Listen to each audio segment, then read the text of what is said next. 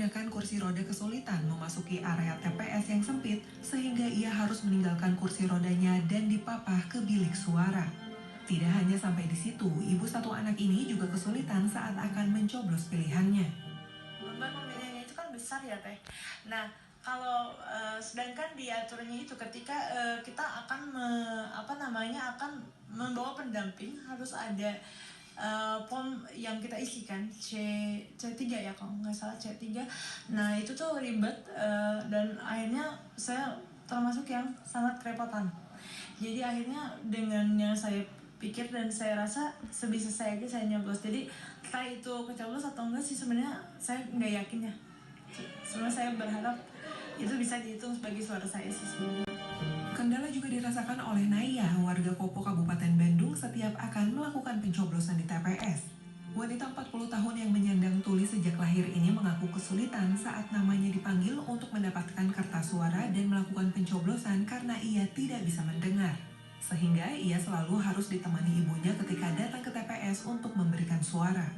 Ibu dua anak ini berharap pemilu tahun depan dapat memberikan kemudahan bagi disabilitas. Saya harapan ke depannya nanti ada pemilu berikutnya nanti saya minta ada akses untuk khusus tuli ini itu JBI juru baca syarat itu penting karena kita butuh itu buat bisa nangkepin jadi gak perlu pendamping itu aja harapan aku itu. Menurut Kustini, Direktur Eksekutif Cahaya Inklusi Indonesia Foundation, untuk menciptakan pemilu yang ramah disabilitas, seharusnya komunitas disabilitas dilibatkan sejak awal, dimulai dari sosialisasi, pendataan, dan pelaksanaan ketika pemilihan.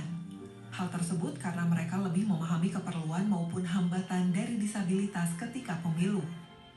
Sehingga kami berharap kalau memang ini tujuannya adalah untuk meningkatkan